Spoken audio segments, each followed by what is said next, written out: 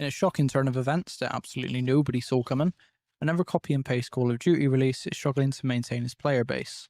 Despite this, it reached 240,000 concurrent players in October, most of which were probably 40-year-old antidepressant dependent marketing drones, basement dwelling cheaters, and anybody willing to buy into the usual snake oil promise of the most advanced release to date.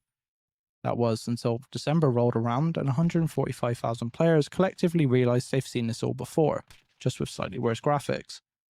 This continued to decline this month, reaching an embarrassing 89,000 players. Just to put that into perspective, there are more people currently playing Farming Simulator than Call of Duty's most recent bowl of slop. Even Modern Warfare 3, its predecessor, and essentially the same game with a different number, managed to maintain a more stable player base. It only lost 6% of its players over the same time frame, and that's probably because they were still trying to figure out how to unlock all the weapon attachments. The technical state of the game is, as we've come to expect from modern AAA releases, horrendous. It's riddled with bugs that would make a Bethesda QA tester blush. These bugs are, yet again, everywhere, including round-based zombies, where vermin somehow learn to hit twice in one swing. Barrett claims they fixed this issue, which is technically true if by fixed you mean acknowledged and then completely ignored. And while Call of Duty is busy losing players, Marvel Rivals swooped in during December 2024 and showed everybody how it's done. They've maintained a 93% player retention rate and constantly pull over 400,000 players, probably because they've had the revolutionary idea of actually making a good game. Even FaZe Swag, a streamer who's built his entire career on Call of Duty somehow, has jumped ship, though to be fair, he probably just hasn't seen his Activision branded paycheck yet.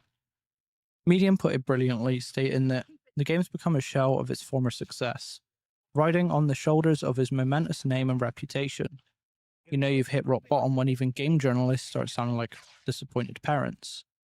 The gaming landscape has shifted dramatically, with younger audiences more into video games like Roblox or Fortnite, which are, games that actually try to innovate between updates.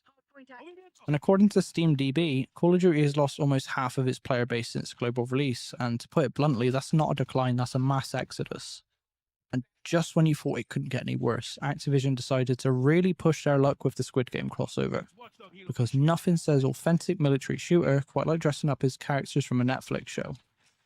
For the bargain price of 2,800 COD points, which is £24 in real money, you can look like a triangle-faced guard who can only be used on one team.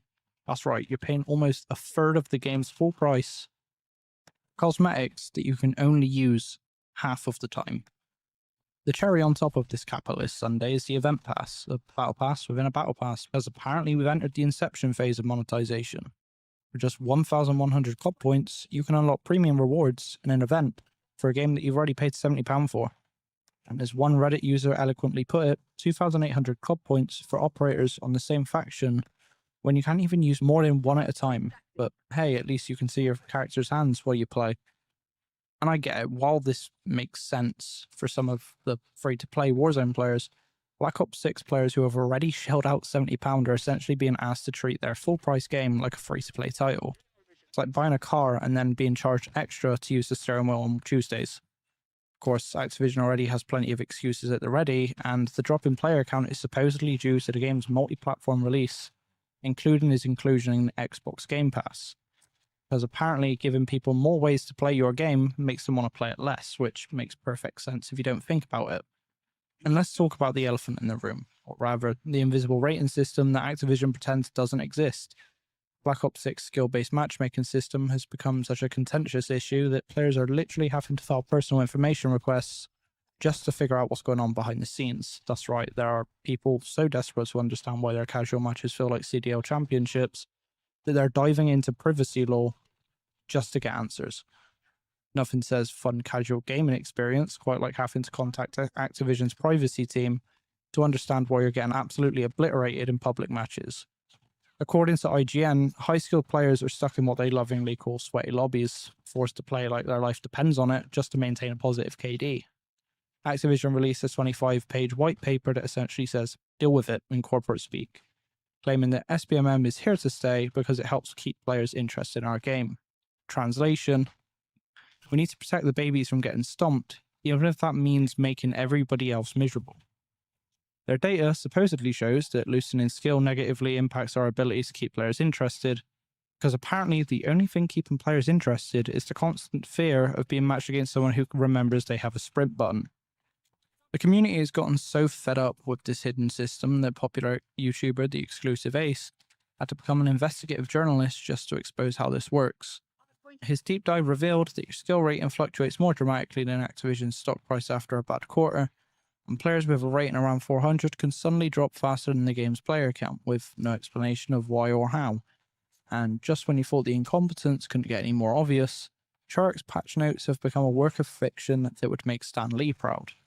On January the 3rd, they claim to have addressed an issue where vermin could sometimes hit twice with one attack, and spoiler alert, they don't actually fix it.